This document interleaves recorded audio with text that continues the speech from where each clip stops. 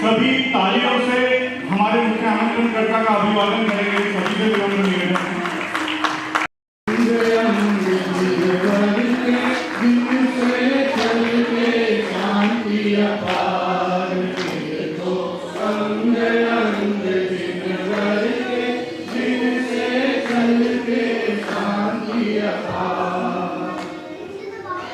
चरण कमल जिनवर कहे घूमा सब संसार।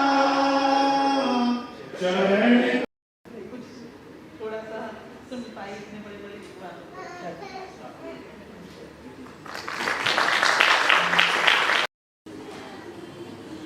अब मैं अनुरोध करूंगा श्री संजय जी मेहता जो जेएसी के प्रेसिडेंट हैं, वो कृपया करके मंच पे आए।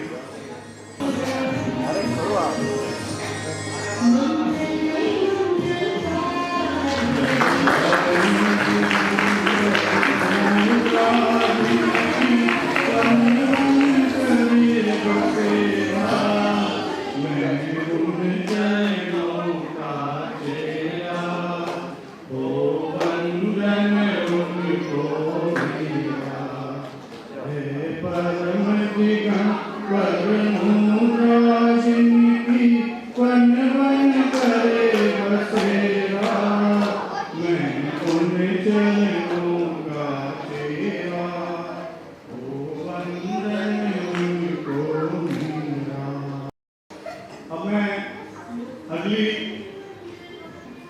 आचार्य समंतभद्र की फोटो के नामकरण के लिए बुलाना चाहूंगा कांतिलाल जी जैन अजमान से एवं पुणे जी जैन, उनका साथ है पुणे जी जैन।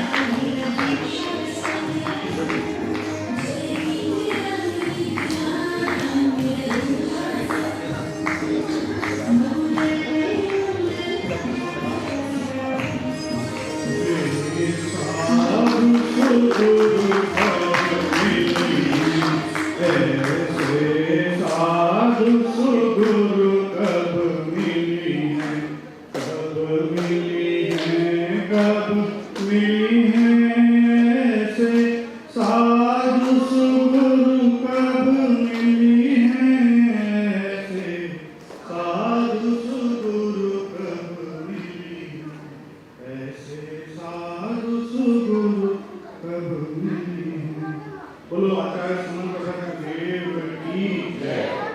विराजमान करनी है, इसके लिए मैं अनुरोध करूंगा श्री अरुण जी जैन।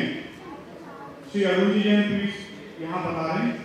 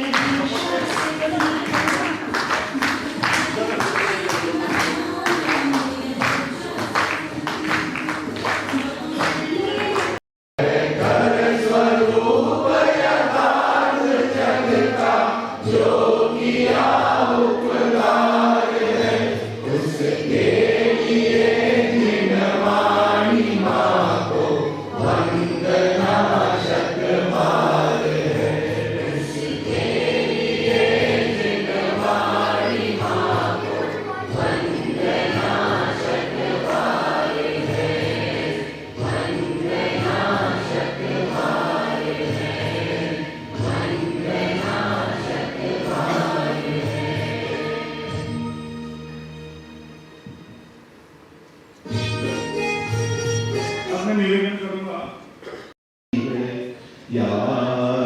मंदिर में अनिवार अज्ञान अंधेर चयोति भारी श्री जिनकी धुनि दीप शिखा समझो नहीं होत प्रकाशन हरि तो किस भांति करारत पाती कहाँ रहते रहते अभिचारी या विधि संत कहें धनी है जिन बैन बड़े उपकारी या वाणी के ज्ञान ते सूझे लोकालो सो वाणी मस्तक नमो सदा गीत मोदो। जय गुरु द्वादशांग जिनवाणी माता की जय।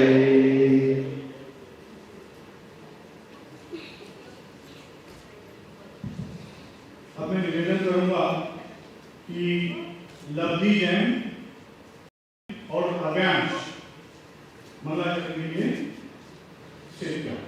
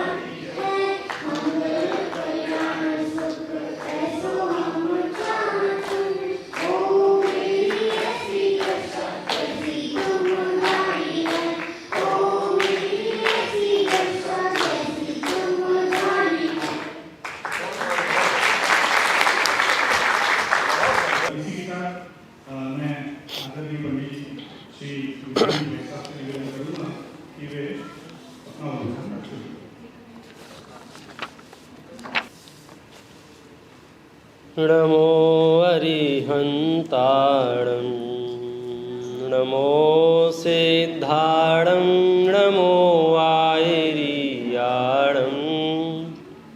नमो वज्रायाणं नमो लोहे सवसाहूणं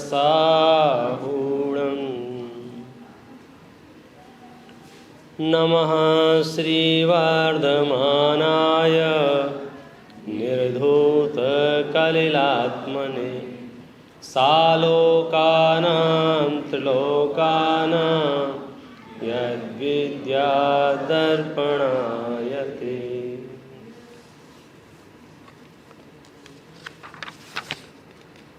तीर्थंकर महावीर भगवान के बताए हुए शासन में श्रुत ज्ञान के अवलंबन द्वारा जिनवाणी में ध्यान का जो स्वरूप कहा गया है उसकी चर्चा हम और आप यहाँ कर रहे हैं। 4 प्रकार के ध्यान हैं: आर्त ध्यान, रौद्र ध्यान, धर्म ध्यान, शुक्ल ध्यान। पहले नंबर का ध्यान कौन सा है? आर्त ध्यान। दूसरे नंबर का रौद्र ध्यान। तीसरे नंबर का धर्म ध्यान। चौथे नंबर का शुक्ल ध्यान। बहुत बढ़िया। आर्त ध्यान के कितने भेद हैं? 4। पहले नंबर का अनिष्ट संयोगज, दूसरे नंबर का इष्ट वियोगज, तीसरे नंबर का रोग जनित, चौथे नंबर का निदान जनित। ये आर्त ध्यान के 4 भेद हैं। रौद्र ध्यान के 4 भेद कौन से हैं? हिंसा नंदी रौद्र ध्यान, दूसरा मृषानंदी रौद्र ध्यान, तीसरा चौर्यानंदी रौद्र ध्यान। चौथा परिग्रहानंदी रौद्र ध्यान। ये आर्त ध्यान और रौद्र ध्यान करने के फल में पुरस्कार स्वरूप कौन सी गतियां प्राप्त होती हैं? आप जो कुछ भी करते हैं वह निरर्थक नहीं जाता है, बेकार नहीं जाता है, उसके बदले में आपको कुछ जरूर मिलेगा। तो आर्त ध्यान और रौद्र ध्यान के बदले में क्या मिलेगा? त्रियंच और नरक गति मुख्य रूप से हमें आर्त ध्यान और रौद्र ध्यान के फल में प्राप्त होती है। मोटा मोटी आर्त ध्यान कह सकते हैं शोक रूप परिणाम होना, दुखी होना, यही सोचते रहना मुझे कैसा बुरा संयोग मिल गया है, मुझे कैसा बुरा संयोग मिल गया है, मेरा देश अच्छा नहीं है, मेरा नगर अच्छा नहीं है, मेरा मोहल्ला अच्छा नहीं है, मेरे पड़ोसी अच्छे नहीं हैं, मेरा परिवार अच्छा नहीं है, मेरा शरीर अच्छा नहीं है। जो जो जो जो भी एक लंबी लिस्ट बना करके बेचैन रहना, ये अनिष्ट संयोग नाम का आर्त ध्यान है। अथवा ये गांव भी मेरा था चला गया, ये नगर भी मेरा था चला गया, ये बिल्डिंग भी मेरी थी चली गई, ये धन मेरा था चला गया, अन्य अन्य अनेक प्रकार से इष्ट के वियोग का याद करते रहना। कितने ही लोग आपको मिलेंगे जो 2 साल, 10 साल, 20 साल, 30 साल, 40 साल, यहाँ तक कि पूर्व के भी घटनाओं को स्मरण कर करके राग द्वेष कर लेते हैं। और तीर्थंकर महावीर का सानिध्य बस राग द्वेष का अभाव करने के लिए है। ये अलग बात है कि हमें अपनी कीमत कितनी है ये हमें बहुत गहराई से महसूस करना चाहिए। कभी कभी तो ऐसा लगता है कि ये 200-500 रुपए का जो कुर्ता पहन रखा है ना, इसकी ज़्यादा कीमत है बजाय हमारे खुद के कंपैरिजन। हम भोजन कर रहे हो ना, और भोजन करते करते कुछ इस पर गिर जाए तो वो लोग क्या करेंगे? पहले भोजन करेंगे क्या पहले वो दाग साफ करेंगे?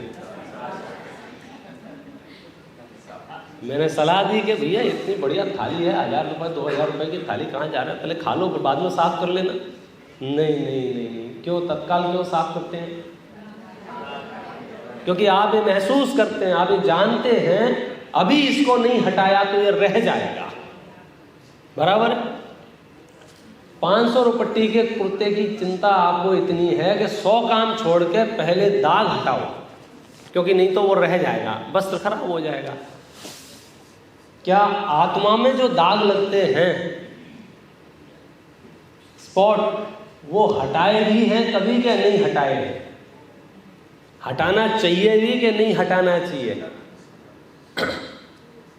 आप देखो आप कितनी मलिन आत्मा को लिए घूमते रहते हैं, कपड़े धो धो के पहनते हैं, प्रेस करके पहनते हैं और उसको आभूषणों से सजा लेते हैं, लेकिन मेरी जो चैतन्य है आत्मा, उस आत्मा को आप धोते हो कि नहीं धोते हो? लास्ट टाइम आत्मा कब धोई थी? आत्मा कैसे धोई जाती है पता भी है कि नहीं पता है? फिर कपड़े कैसे धोए जाते हैं? थोड़ी देर पानी में भिगो के रखो, फिर उसके बाद उस पर साबुन लगाओ, फिर उसके बाद उसको ऐसे ऐसे करो, फिर उसको साफ पानी में निकालो, फिर और साफ पानी में से निकालो, फिर उसको ऐसे उसमें से पानी निकालो, फिर उसको धूप में सुखाओ, फिर उस पर प्रेस करो। यही एक प्रक्रिया है ना वस्त्र को निर्मल करने की, स्वच्छ करने की। आत्मा को स्वच्छ करने की क्या प्रक्रिया है बोलो?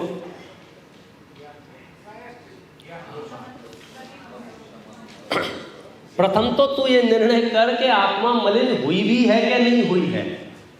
तुझे मलिनता नहीं दिखती है। ओवर कॉन्फिडेंस का कमाल इतना है कि किसी ने कहा कि भाई साहब आपके कुर्ते पर दाग लगा, नहीं वो दाग नहीं, डिजाइन है, दाग नहीं। अब ऐसे आदमी को आप क्या समझाओ? कोई कहे कि आप क्रोधी हैं, आप मानी हैं, नहीं मैं कहाँ क्रोधी हूँ, मैं कहाँ मानी हूँ, मैं कहाँ मायावी हूँ, मैं कहाँ लोभी हूँ। अरे आचार्य कह रहे हैं ना, मान ले भाई, और साथ में वे सफाई करने का साबुन भी दे रहे हैं ना। आजकल जैसे बाजार में बढ़िया से बढ़िया डिटर्जेंट पाउडर आ गए हैं। पहले तो पानी में भिगो के रखो, फिर ऐसे करो, ऐसे। अब तो क्या करते हैं, ढक्कन खोलो, कपड़े डाल दो, बटन दबा दो, सब ऑटोमेटिक हो जाएगा कि नहीं हो जाएगा? बाकी टाइम पे आप मैन्युअली कोशिश करते हो आत्मा के साफ करने के लिए। 3 दिन तक हमने ऑटोमेटिक मशीन यहाँ लगा रखी थी कि आप तो आके बैठ जाओ, बस कुछ मत करना, सिर्फ बैठ जाओ आके।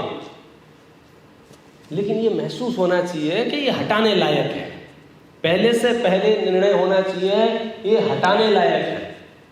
मैं रोड पे खड़ा हुआ हूं, एक गाड़ी निकल गई और कीचड़ मेरे हाथ पे लग गया है, बोलो क्या करना चाहिए? क्या करना चाहिए? नहीं, मैं धोऊंगा नहीं। क्यों? धो दूंगा तो 50 लोगों को बताऊंगा कैसे कि मुझे कीचड़ लगाया गया है। मुझे तो प्रूव करना है ना कि इनकी गाड़ी से मेरा हाथ मलिन हुआ है, इस चक्कर में मैं हाथ को धो नहीं रहा हूं। एज इट इज पुलिस थाने लेके जाऊंगा इस हाथ को और वहां कहूंगा कि ये नंबर की गाड़ी थी। आपको पता है टेक्निकली क्या हो रहा है? सबसे पहले हमें वो हाथ धो लेना चाहिए था, हमने नहीं धोया। क्या सोच के नहीं धोया? क्योंकि हमको प्रूव करना है कि आपकी गाड़ी से, आपकी वजह से, आपके कारण, ये इतना सूक्ष्म विज्ञान है, इसको आप समझने की कोशिश करना। सिंपल आंसर देता हूं, यदि मेरे हृदय में मलिनता उत्पन्न हुई है तो इलाज भी मेरा किया जाएगा। जिसकी वजह से मलिनता उत्पन्न हुई है उसका इलाज नहीं किया जाएगा। और हम यहां चूक जाते हैं। हम क्या करते हैं? जहां मलिनता उत्पन्न हुई है मेरा हृदय, मैं उसका इलाज नहीं करता हूं। मैं किसके इलाज में व्यस्त हो जाता हूं? जिसकी वजह से मलिनता उत्पन्न हुई है। हर घर का एक ही कहानी, एक ही किस्सा है ना। मैं तो ठीक हूं, उसे समझा ले। मैं तो ठीक हूं, सामने वाले को समझा लो। मैं तो ठीक हूं, सामने वाले को समझ। भाई जब तुम ठीक हो तो फिर सामने वालों को क्या समझाना? जब जब मेरे चैतन्य में क्रोध, मान, माया, लोभ, हास्य, रति, अरति, शोक, भय, जुगुप्सा, स्त्रीवेद, पुरुषवेद, नपुंसकवेद, कोई भी जाति का विकार उत्पन्न होगा, उस विकार का कारण कोई भी हो, इलाज मुझे करना होगा। मैं घर से बाहर निकला और कोरोना हो गया, किसी न किसी की वजह से तो हुआ ही होगा। तो अब ट्रीटमेंट किसका करना है? जिसकी वजह से हुआ है या जिसको हुआ है? नहीं समझ में आया प्रश्न क्या है? आप घर से बाहर निकले और आप किसी से कोरोना ले आए। जिसने कोरोना दिया है वो जैन है कि अजैन है, हिंदू है कि मुस्लिम है कि सिख है कि ईसाई है, बोले इस कहानी से क्या फर्क पड़ने वाला है? अंतिम सत्य क्या है कि तुम्हें हो गया है, चुपचाप इलाज कराओ। हम कहाँ बिजी हो गए? उसको ढूंढ रहे हैं किसकी वजह से हुआ है। किसी के दुर्वचन सुनकर, किसी के अपमानजनक बातें सुनकर, किसी के द्वारा किए गए तिरस्कार को जानकर, सुनकर अपने आप को मलिन रखना ये समझदारी वाली बात नहीं है।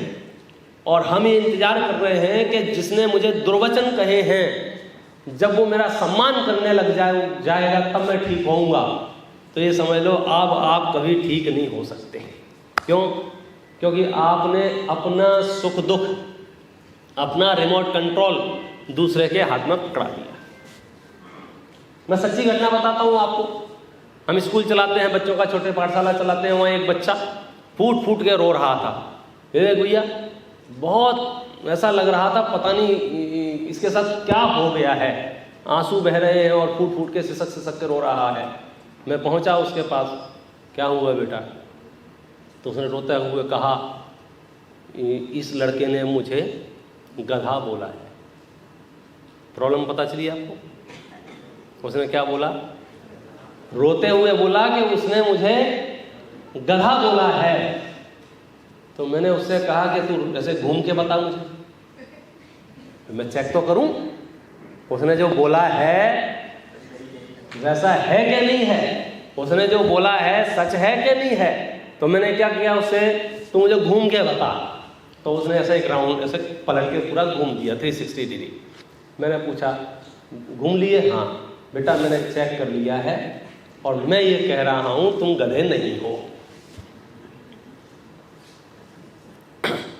लेकिन उसकी प्रॉब्लम पता है क्या है? वो कह रहा है मैं गधा हूं। अब वो मुझसे अपेक्षा रख रहा है कि आप उससे बुलवाओ कि मैं गधा नहीं हूं। पॉइंट समझ रहे हैं? मैंने उससे कहा कि बेटा मैं इस विद्यालय का प्राचार्य हूं, मैंने बीएड की है, शिक्षा शास्त्री हूं, मैं इतनी पढ़ाई करता हूं, सब लोग मेरा सम्मान करते हैं, घर वाले मेरी बात मानते हैं, मैं कह रहा हूं तू गधा नहीं है। उसका क्या आग्रह है? उसने मुझे गधा बोला है। बोलो उसका दुख, उसकी परेशानी जेन्युइन है कि नहीं है? बेचैनी है कि नहीं है? उसको बेचैनी तो है, लेकिन उसकी प्रॉब्लम क्या है? हम और आप सबकी भी लगभग इसी टाइप की प्रॉब्लम्स हैं। संसार परिभ्रमण करने वाले घोर मिथ्या दृष्टि ने मुझे मूर्ख कहा, फलाना कहा, ठिकाना कहा, वह मैं रातों रात स्मरण रखता हूँ, महीनों याद रखता हूँ। यहाँ 3 लोक के नाथ तीर्थंकर परमात्मा ये कहते हैं तू परमात्मा है ऐसा निर्णय कर। मतलब हाँ वो तो ठीक है, वो कह रहा है कि मैं गधा हूं। नहीं समझ में आया? आचार्य कह रहे हैं कि मैंने ज्ञानेश्वरी दीक्षा अंगीकार की है, चैतन्य की अनुभूति की है, शास्त्रों का गहन अभ्यास किया है, मैं ये कह रहा हूं तू शुद्ध चैतन्य तत्व है। वो क्या कहता है? नहीं बोले मेरी दौरानी ने तो कहा है कि मैं मूर्ख हूं। उसने तो कहा है मैं जो भी है अपनी लिस्ट है, मैं उसको बहुत नहीं जाना चाहता हूं। अब बोलो कैसे ठीक हो सकते हैं? मतलब इतना भी विवेक हम खत्म कर चुके हैं, किसकी बात को कितना तवज्जो देना।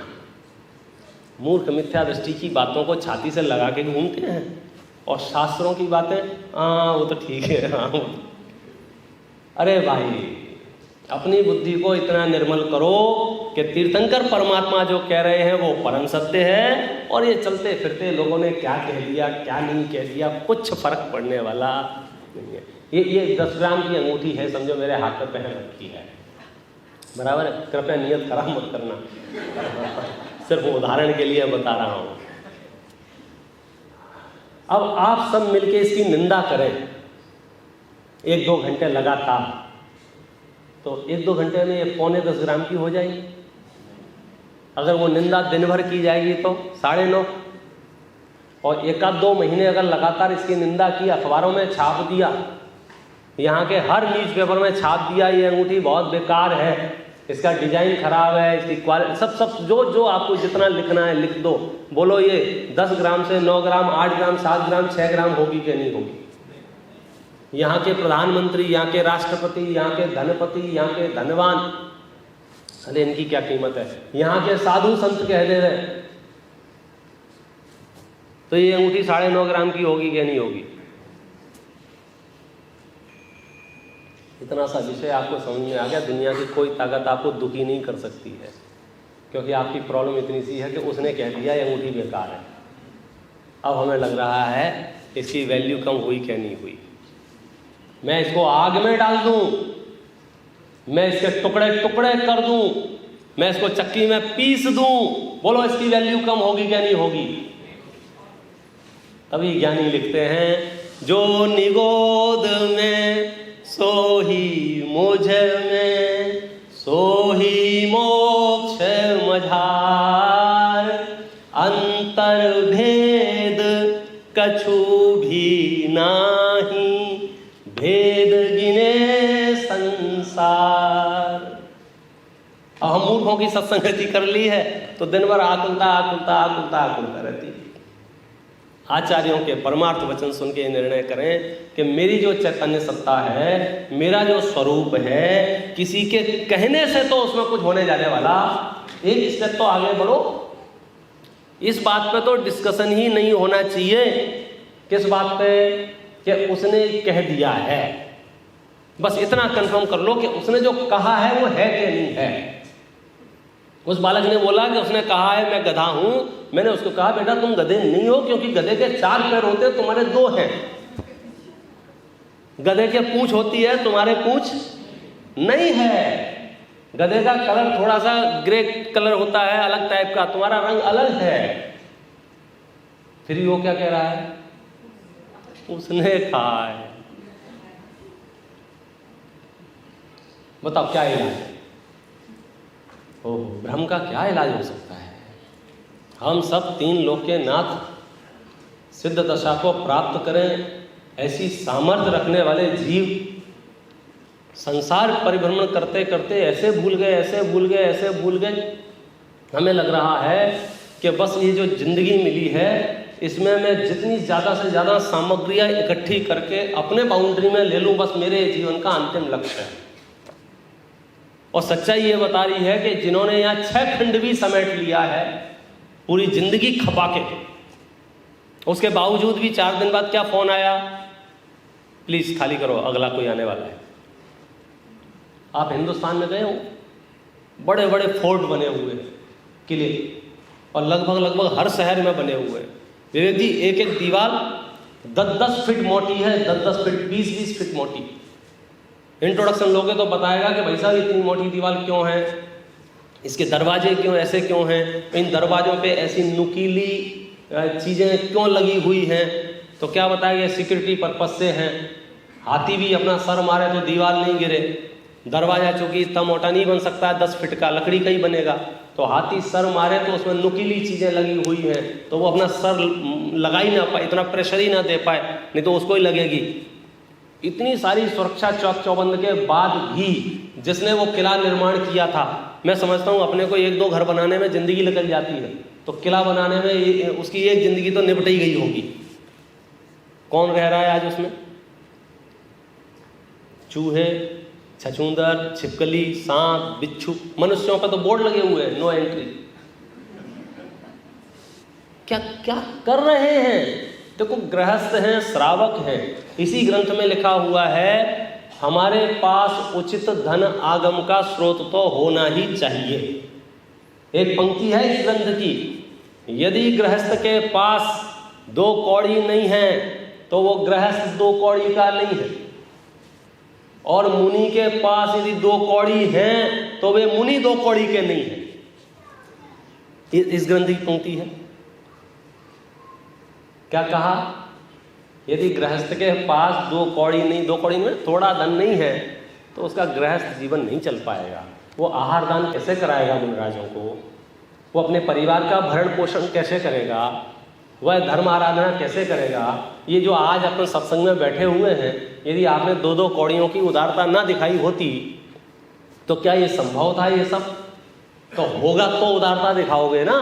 इसलिए गृहस्थ को तो उचित धन होना ही चाहिए, अति आसक्ति नहीं होना चाहिए, लेकिन उचित स्रोत होना ही चाहिए। और उस स्रोत को कैसे करना, क्या करना, वो सारी चर्चा है। तो पक्ष अलग अलग, विवक्षा अलग अलग है। समरी इतनी सी है अभी तक की जितनी बात कही कि 100 कान छोड़ के आपको अपनी आत्मा की शुद्धता के लिए निरंतर प्रयासरत रहना चाहिए। पहाड़ पे चढ़ने में थोड़ी ताकत लगती है, फोर्स लगता है।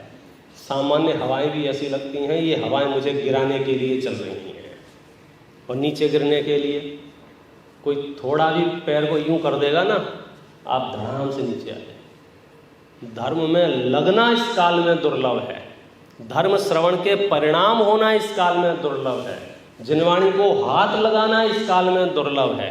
आप किसी भी क्या कहना चाहिए, पिकनिक स्पॉट पे चले जाएं, यहाँ तक कि आप दारुओं के ठेके पे चले जाएं, एक दोस्त आपका ऐसा नहीं होगा जो आपको फोन करके कहे भैया मत जाना, अच्छी चीज नहीं है, जीवन बर्बाद हो जाएगा।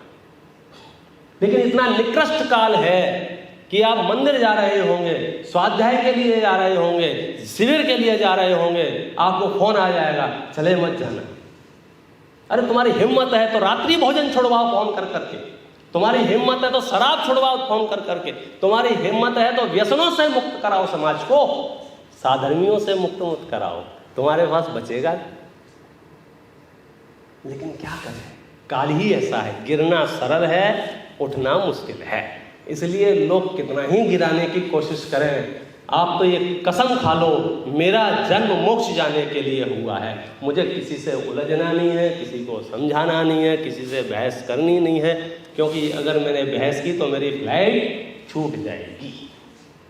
फ्लाइट छूटी तो बाकी यात्रा क्या होगी आप समझ। बहस वही कर सकते हैं जो बहुत फुर्सत में हो, हमारे पास समय नहीं है। थोड़ा भी समय मिले स्वाध्याय करके देखो, आपको आनंद आ जाएगा।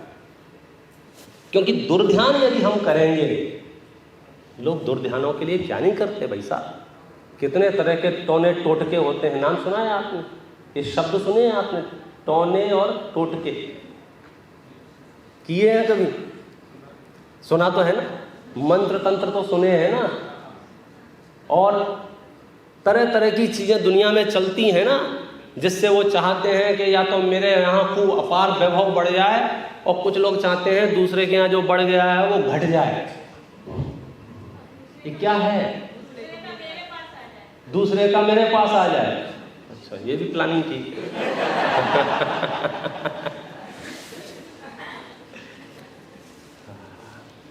भैया सोचने से, दुर्ध्यान करने से, दुर्भावना करने से एक नया पैसा मेरे पास आता नहीं है। और कर्म सिद्धांत पर इतना भरोसा रखो, पूरा विश्व मिलके भी आपके विरुद्ध षड्यंत्र करे, इतना सा भी आपका बाल बांका होने वाला है नहीं। हमारा कॉन्फिडेंस लेवल बहुत गिर गया है, पता है। हमें तो कोई एक ऐसे पानी उठा के यूं छींटे मार दे ना, तेरा सर्वनाश हो, तो आपको 3 दिन नींद नहीं आए। मतलब हमारा कॉन्फिडेंस लेवल इतना डाउन हो गया है, जबकि उस पानी में कुछ नहीं था। लेकिन आपने जो टीवी पे क्या करें, आफत है ना, बचपन में बच्चे भूत वाली कहानियां देख लेते हैं, तो उनके दिमाग में क्या लगता है, जिसकी आंखें फूटी हो, कान टेढ़ा हो, मतलब कुछ ना कुछ विकृति हो, भूत इमेजिनेशन कर लेते हैं। तो सामान्य विकृतियों में भी फिर भूत दिखने लग जाता है। तो आपने कहीं सुन लिया होगा, शाप देते हुए, भस्म होते हुए, नष्ट होते हुए, तो अब आपको क्या लग रहा है? अरे यहाँ तक एक तो बोला था भाई से मैं रास्ते से जा रहा था, आज तो बिल्ली रास्ता काट गई। अरे मैं, तेरा क्या लेना देना है तुझे और बिल्ली से? आनंद जीव राशि रह रही है, और सब ट्रैफिक पे, चौराहे पे कोई ना कोई तो आ ही रहा है, कोई ना कोई जा ही रहा है। जबरदस्ती पीछे उसके भूत लगा दिया। कौन सा? अरे छींक दिया। तो ये इंसान है तो ये क्या कहना चाहिए, ये थोड़ी छींक, इसको थोड़ी छींक आएगी। छींक किसको आएगी? जीवधारियों को जाएगी ना। कहाँ कहाँ हमने भय की और लोभ की स्थापना कर ली, हमें पता नहीं चल पाया। मैं बड़े गौरव के साथ कहता हूं, हमारे यहाँ 4 दानों में से एक दान है अभय दान। कौन सा दान है? कौन सा दान है? अभय दान। इसमें क्या होता है पता है? निर्भय कर दो, निर्भय कर दो, निर्भय कर दो, निर्भय कर दो। एक और सच्ची घटना बताता हूँ, कई बार बता चुका हूँ, फिर बताता हूँ, कईयों को बता चुका हूँ, आपको भी बताता हूँ। 10-15 चींटियाँ बैठ के ब्रेकफास्ट कर रही थी। कौन? चींटियाँ क्या कर रही थी? ब्रेकफास्ट ऑन रोड, रास्ते में। तो अचानक से महावीर आते हुए दिखाई दिए चींटियों को। तो एक चींटी ने कहा कि बहन साइड में हट जाओ, साइड में हट जाओ, महावीर आ रहे हैं। दूसरी चींटी ने क्या कहा मालूम है आपको? शांति से भोजन करते रहो, वो महावीर हैं, साइड से निकल जाएंगे।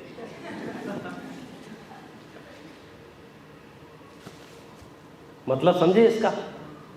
मतलब ये कि तीर्थंकर परमात्मा का अभय दान इतना उत्कृष्ट है, इतना उत्कृष्ट है, चींटियां भी उनसे नहीं डरती हैं। पॉइंट समझना। उन्होंने जो मोक्ष मार्ग अपनाया है, वो जीवों को डराने के लिए नहीं अपनाया है, जीवों को धमकाने के लिए नहीं अपनाया है। वो किसी को डराते नहीं हैं। उनकी शक्ल देखो, उनकी आंखें, उनकी मुद्रा, वो ऐसे नहीं कर रहे हैं, वो ऐसे बैठे हुए हैं। ये अभय मुद्रा है, भय का कोई काम नहीं है।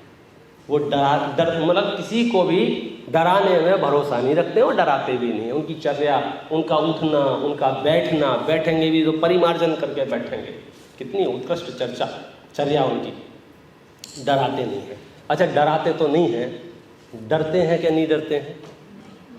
थोड़ा बहुत दीक्षा ली होगी तो 4 बॉडीगार्ड तो ले ही गए होंगे साथ में, मैं सामायिक करूं तो खड़े रहना भैया, कोई डिस्टर्ब नहीं करे। क्या कहना चाहता हूं भाई साहब, तीर्थंकर महावीर ना डरते हैं ना डराते हैं, और उनके अनुयायी यदि तंत्र के नाम पर, मंत्र के नाम पर, यंत्र के नाम पर, राशि रत्नों के नाम पर, आस्तु वास्तु के नाम, किसी भी चीज के नाम पर तुमको डराते हो, वे सब कुछ हो सकते हैं, तीर्थंकर महावीर के अनुयायी नहीं हो सकते। इस पर डिबेट होना चाहिए। पूरे लोक में एक भगवान मिले थे निर्भय करने वाले, तुम्हें डरने की आवश्यकता नहीं है। अच्छा, मैं बताऊं, भगवान महावीर को आप पूजा करते हैं, 3 परिक्रमा लगाएंगे तो भगवान महावीर खुश होंगे, और 9 लगाएंगे तो ज़्यादा खुश होंगे। 108 लगाएंगे तब तो तबीयत खुश हो जाएगी, आज तो मज़ा आ गए। बोलो, 1008 कोई परिक्रमा लगा के चला जाए तो उनको बढ़िया अच्छा महसूस होगा, और आप नहीं जाएं, अरे आज तो दिन भर से कोई दर्शन ही करने नहीं आया अपने, ऐसा परिणाम आता है उनको। अरे आप नहीं समझ रहे हो महावीर कौन है। वहाँ निंदा प्रशंसा का काम नहीं है, वहाँ यश अपयश का काम नहीं है, वहाँ मान सम्मान का काम नहीं है, वहाँ ये सब सांसारिक धंधे बंद करके तो मोक्ष मार्ग प्रारंभ होता है। तो मोक्ष मार्ग के नाम पर भी सांसारिक धंधे करना चाहते हो, लोगों को डराना धमकाना चाहते हो, भय दिखाना चाहते हो, लोभ दिखाना चाहते हो। कषायों से पार है धर्म, क्योंकि डर होगा तो क्या होगा, आर्त ध्यान या रौद्र ध्यान होगा। लोभ होगा तो क्या होगा, आर्त ध्यान या रौद्र ध्यान होगा।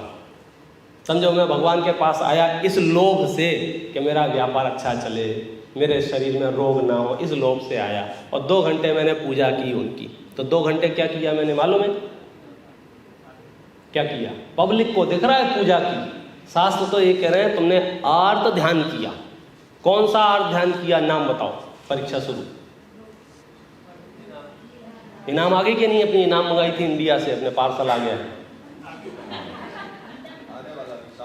नहीं, शाम तक नहीं, आ गया है। कल आएगा? आ गया, डन। अब जो आंसर सही देगा उसको इनाम भी मिलेगा। बोलो भैया, कौन सा ध्यान है ये? निदान नाम का आर्त ध्यान है। और इस आर्त ध्यान से क्या मिलेगा आपको?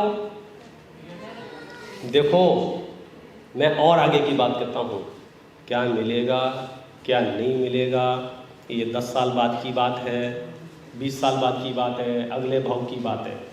एट प्रेजेंट जब आप भाव करते हैं उस काल में आपका मन कैसा होता है, वह सबसे ज़्यादा महत्वपूर्ण है। दिखने में कोई व्यक्ति पूर्ण स्वस्थ हो सकता है, पूर्ण स्वस्थ हो सकता है। लो साहब, आपके सामने रख दिया है, इनाम पक्के से आ चुकी है। हाँ, पूर्ण स्वस्थ हो चुका, मतलब हो सकता है, कोई बीमारी नहीं। जब हमारे यहाँ अप्रैल और मार्च महीने हैं, अप्रैल और मई के महीने में 15-15, 16-16, 18-18 साल के बच्चे सुसाइड करते हैं और उनके अखबारों में फोटो छपते हैं, नाम छपते हैं। जब आप रीजन जानने जाओगे तो आश्चर्य होता है कि एक बालक तो सिर्फ इसलिए मर गया था क्योंकि उसने प्लान किया था कि उसे 97% आना चाहिए था और उसके 94 आए थे। 3% के डिफरेंस के चक्कर में उसने क्या किया, छत से कूद गया। आश्चर्य होता है कि कहां दुनिया जा रही है, हम क्या सोच रहे हैं, क्या कर रहे हैं। उस बच्चे को शुगर नहीं, बीपी नहीं, कोई बीमारी नहीं, कोई डिसऑर्डर नहीं, मेंटली डिस्टर्ब नहीं, क्योंकि थोड़ा भी अगर हो तो 94% थोड़ी आएंगे उसके। हम अपने दिन याद करें तो पूरे घर के मिला के 60-65 होते थे, उसके अकेले के 94 हैं, फिर भी वो मर गया। आप बताओ किसने मार डाला उसे? किसने मार डाला? किसने मार डाला? ढूंढो, किसने मार डाला? उसे बीमारी नहीं है।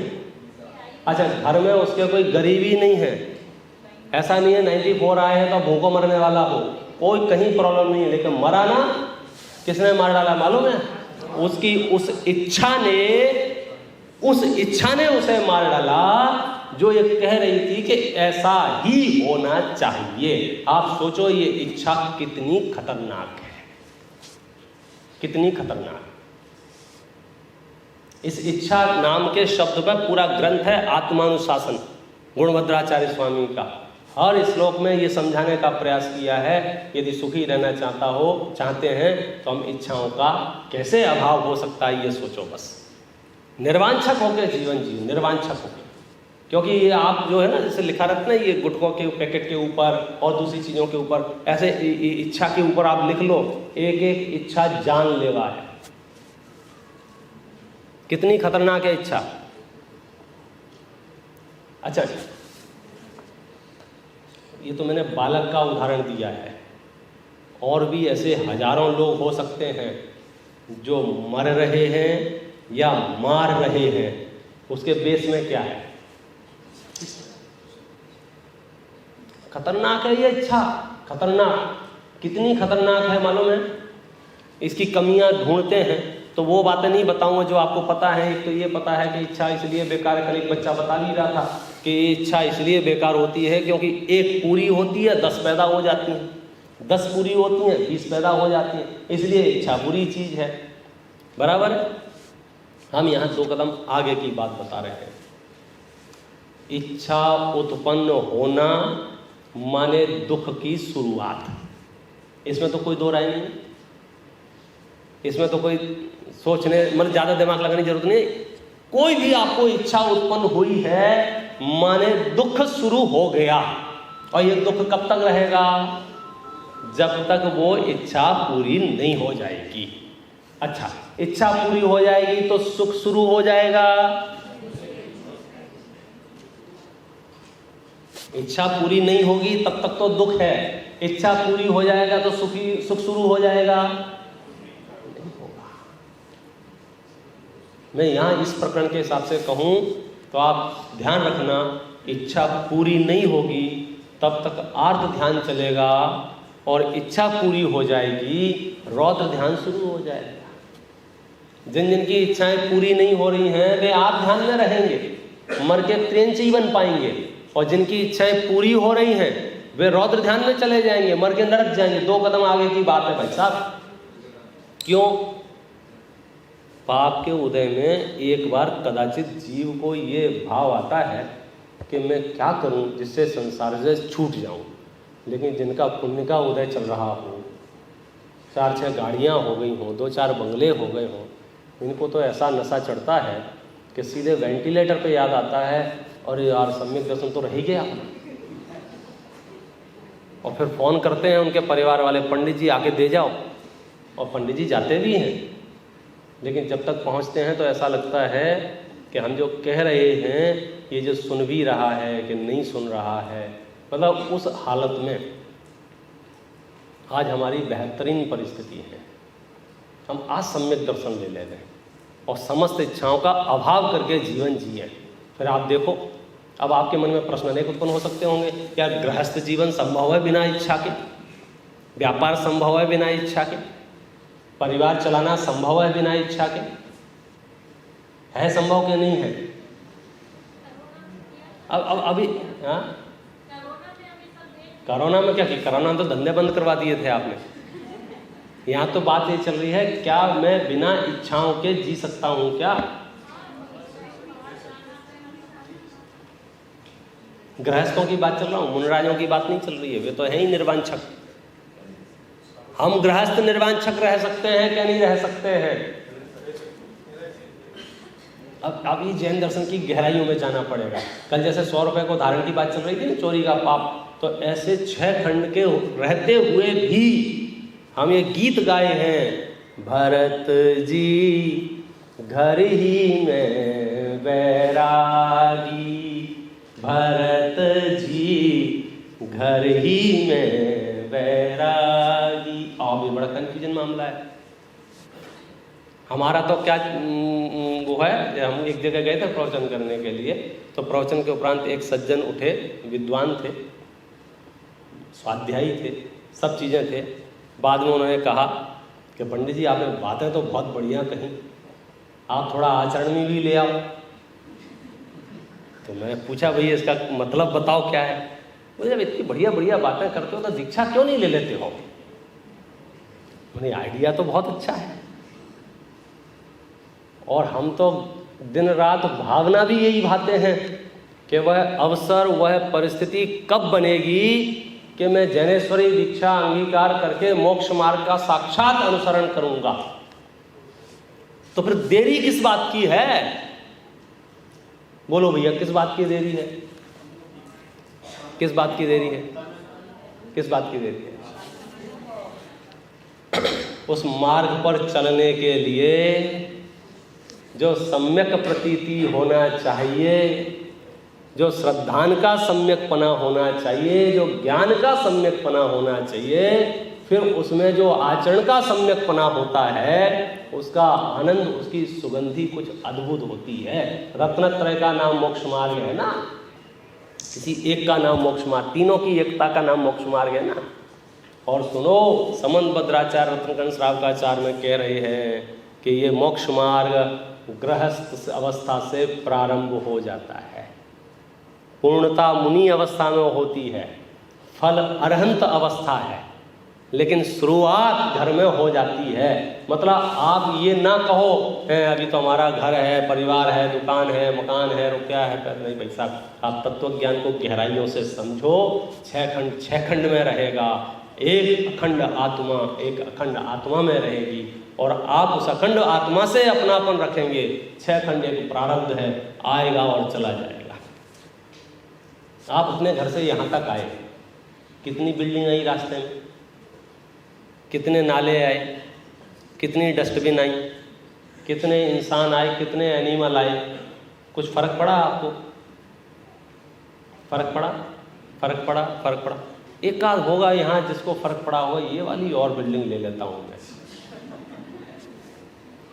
भाई जिसका काम ही समझो रियल एस्टेट का हो, इसी में लगा हो, और आते आते उसका ध्यान वहाँ चला गया हो अचानक से, यार लोकेशन बढ़िया है, कॉर्नर की बिल्डिंग है, 3 साइड मिल जाएंगी, इधर पार्किंग निकल है, अब उसकी अपनी कल्पना है। अब यहाँ के आके बैठ भी गया है ना, तो अभी उसके दिमाग में वो बिल्डिंग बनना। मैं सिर्फ इतना कहना चाह रहा हूँ, घर से यहाँ आते समय जैसे हजारों चीज़ें मिलती हैं, आपके ज्ञान में आ जाती हैं, निकल जाती हैं, ऐसे ही मेरे परिवार, मेरे संयोग, मेरे वियोग, अच्छी सामग्री, बुरी सामग्री, उन सब के प्रति मैं सहज रहूँ तो मैं अपना मोक्ष मार्ग प्रशस्त कर सकता हूँ। आत्म ध्यान, रौद्र ध्यान रहने में भलाई नहीं है। ये बात बोले लगभग समझ में आ गई। तो फिर हम धर्म ध्यान कैसे कर सकते हैं, ये बताओ सीधे सीधे। तो अपन धर्म ध्यान के नाम पता कर लो, हम बता देते हैं धर्म ध्यान कैसे कर सकते हैं। धर्म ध्यान के 4 भेद हैं। किसके? धर्म ध्यान के। कौन कौन से 4 भेद हैं?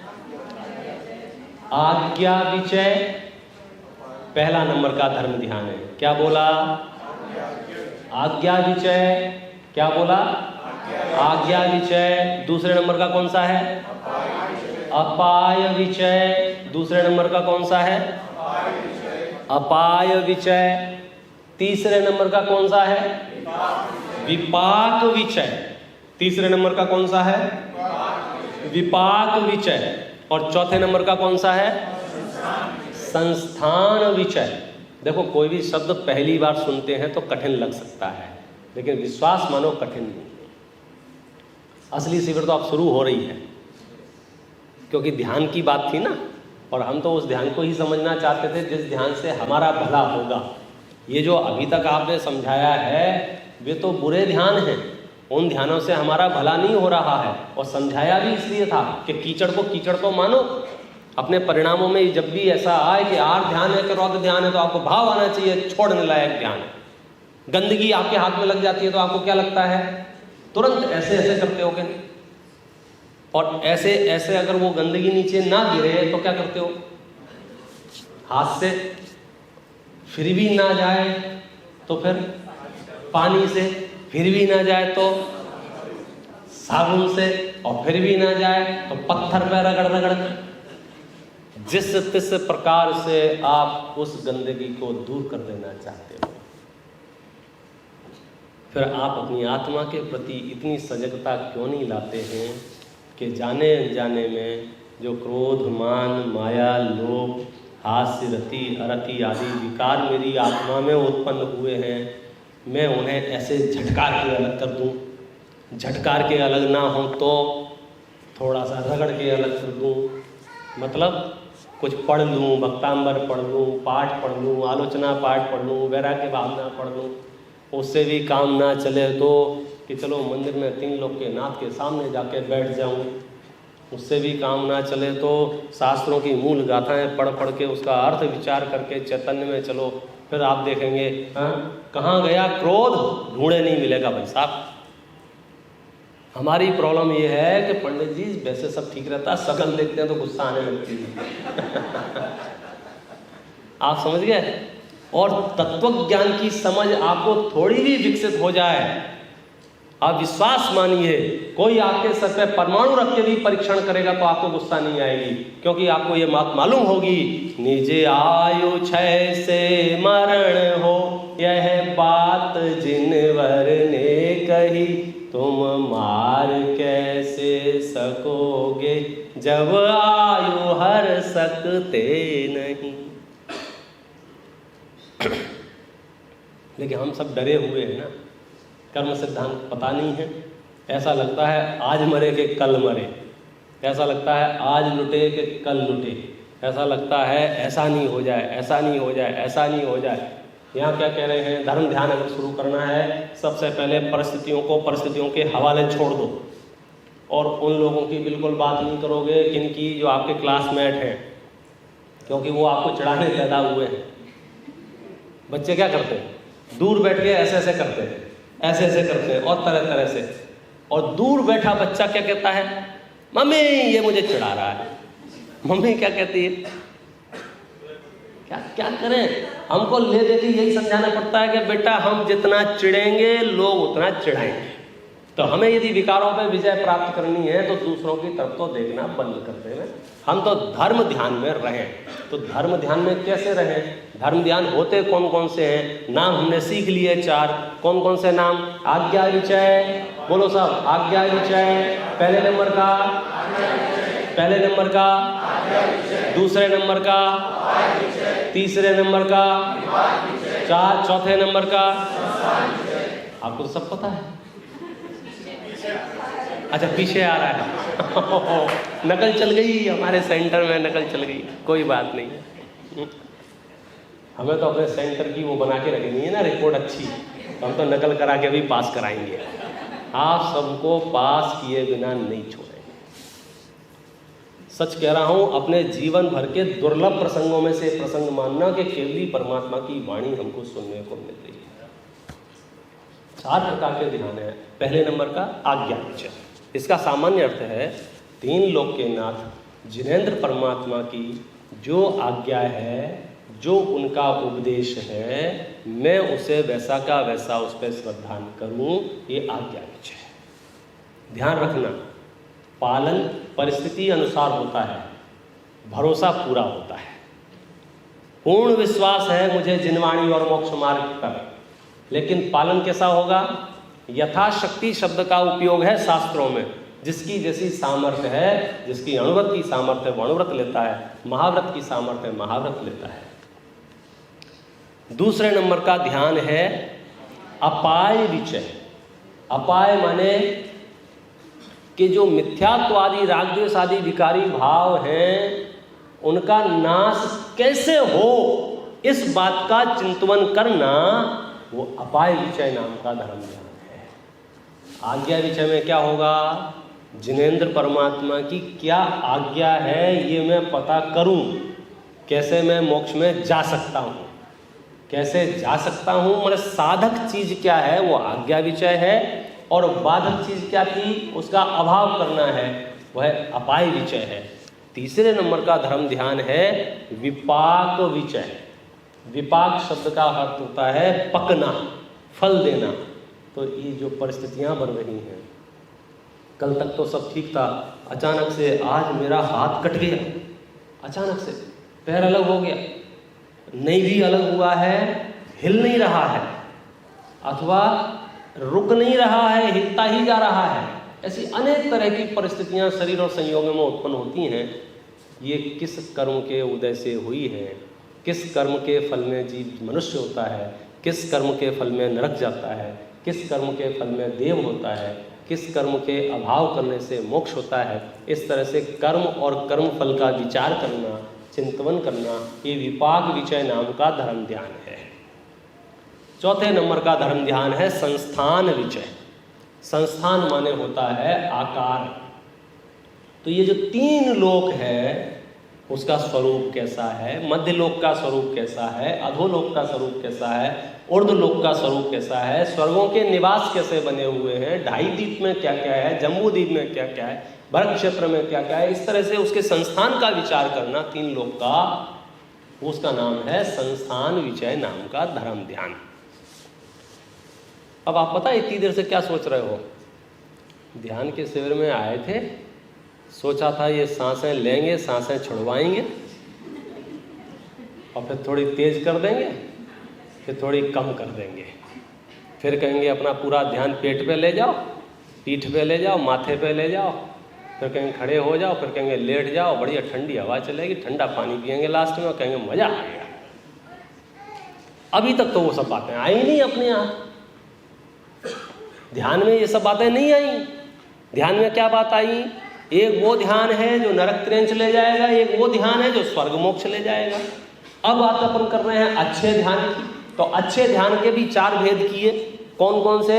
आज्ञा विचय, अपाय विचय, विपाक विचय, संस्थान विचय। और ये वो धर्म ध्यान है जिनको स्वर्ग और मोक्ष का कारण कहा है। अब आप पूछोगे ये 4 प्रकार के धर्म ध्यान कैसे करूं, बताओ? कोई बताएगा कैसे करेंगे? 2-3 मिनट में अपन आज के इस सब्जेक्ट को समझते हैं। ये 4 प्रकार के धर्म ध्यान कैसे किए जा सकते हैं, आइडिया दो, तो हम देंगे आपको। क्या करें? चारों अनुयोगों का स्वाध्याय करके। हाँ चलो, और बोलिए। भेद विज्ञान करके। और बोलिए।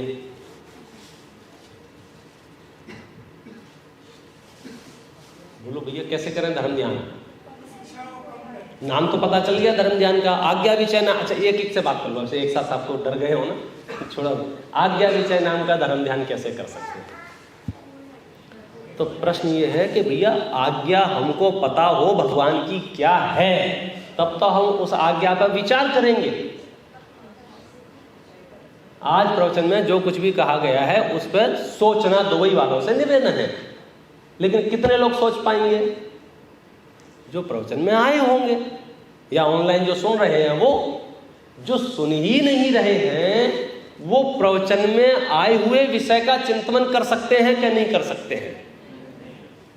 तो जो लोग जिनवाणी नहीं पढ़ रहे हैं, तीर्थंकर भगवान की आज्ञा उन्हें नहीं पता है, 6 द्रव्य नहीं पता है, 7 तत्व नहीं पता है, वे भगवान की आज्ञा का विचार कैसे करें?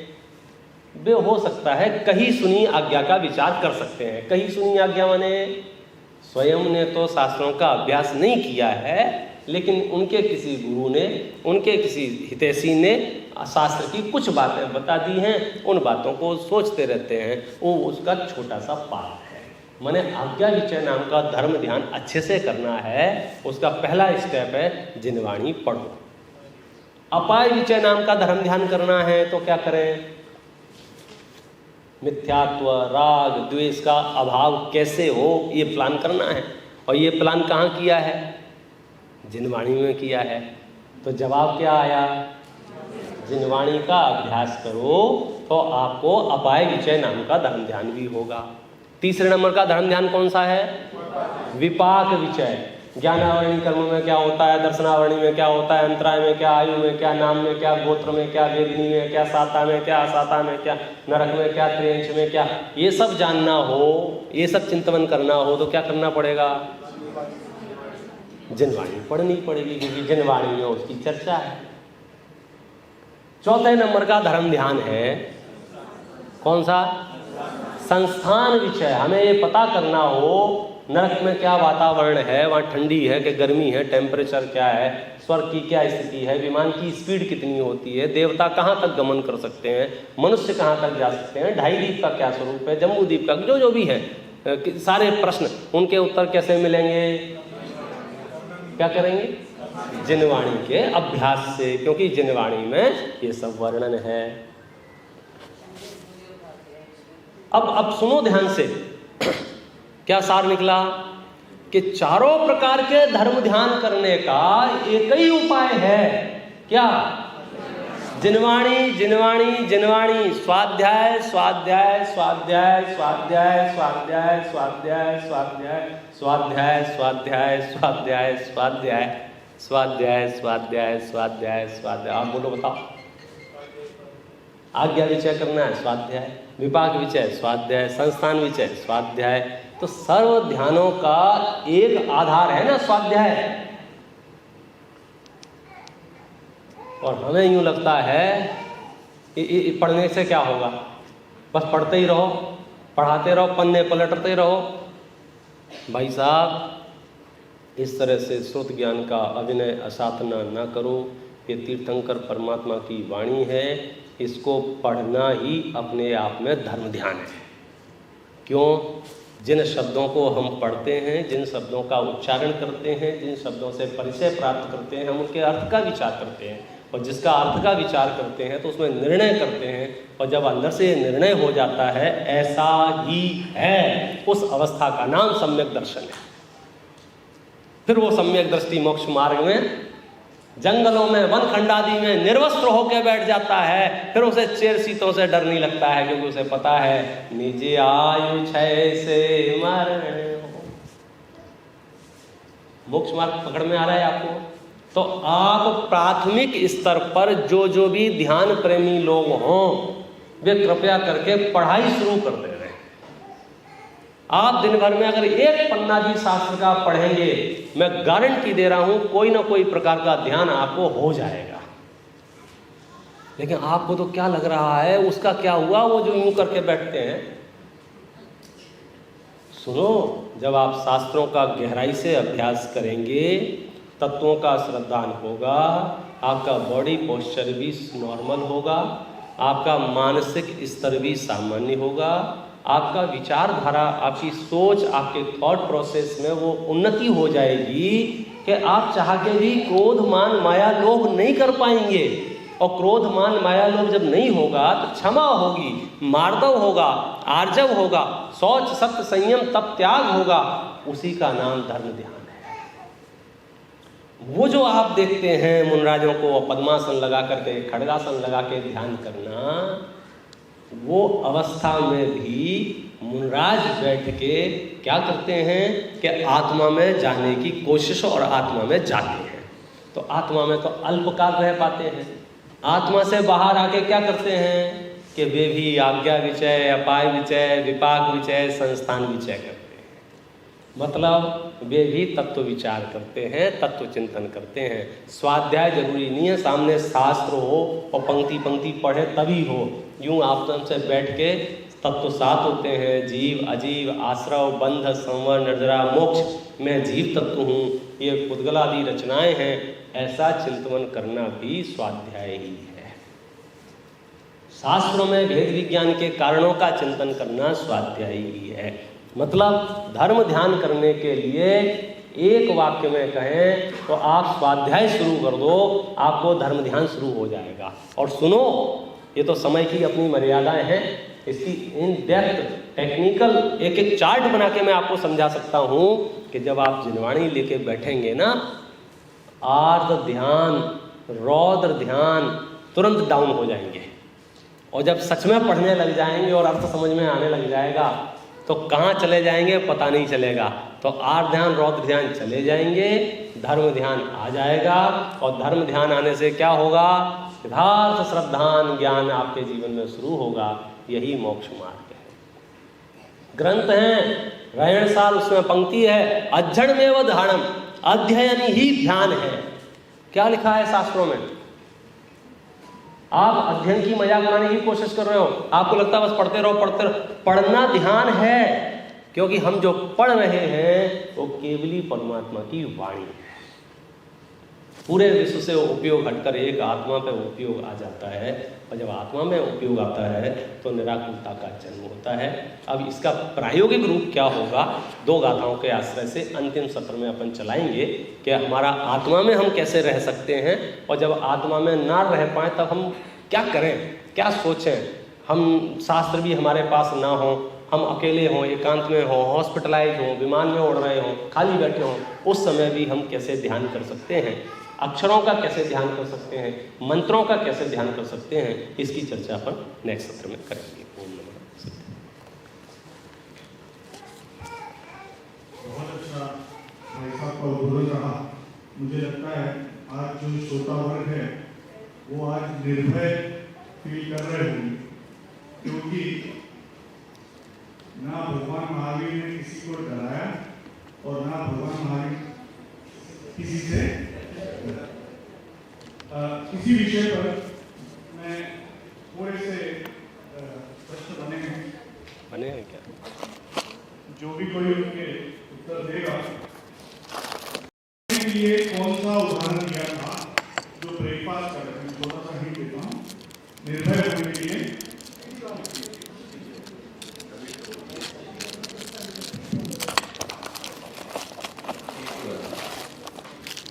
आपको पूरा एक्सप्लेन करना पड़ेगा कि वो क्या था।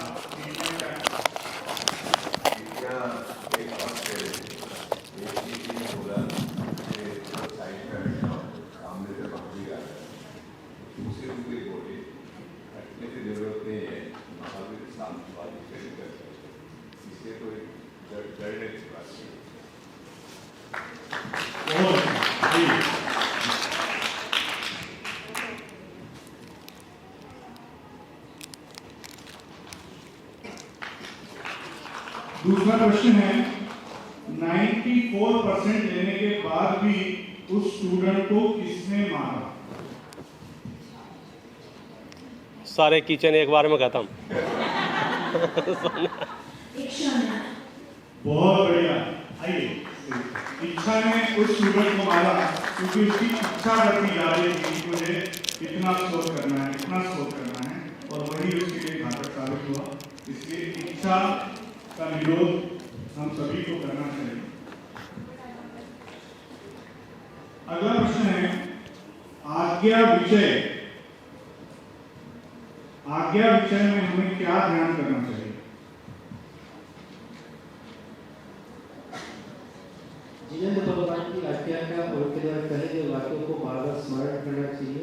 जिन्होंने पढ़कर समझना चाहिए कि उन्होंने आगे में क्या कहा है और उसको समझने का बहुत प्रयास करना चाहिए। बहुत बढ़िया। जिनेंद्र भगवान ने जो वाणी प्रतिपादित की है उसका विचार करना चाहिए। प्लीज मंच से आके अपना लिखिए। अगला प्रश्न है,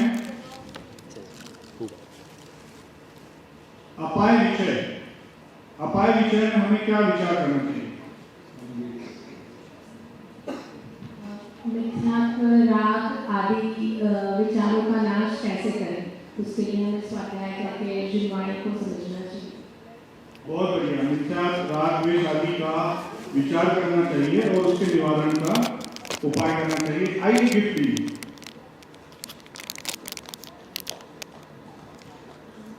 विपाक विषय से क्या मतलब था?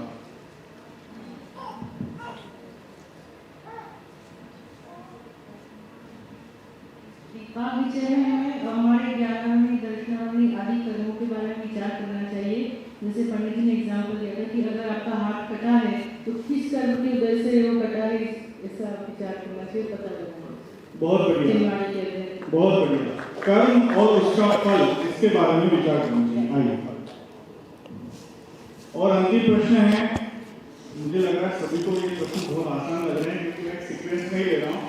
संस्थान विषय से पंडित जी ने क्या एक्सप्लेन किया था? संस्थान विषय।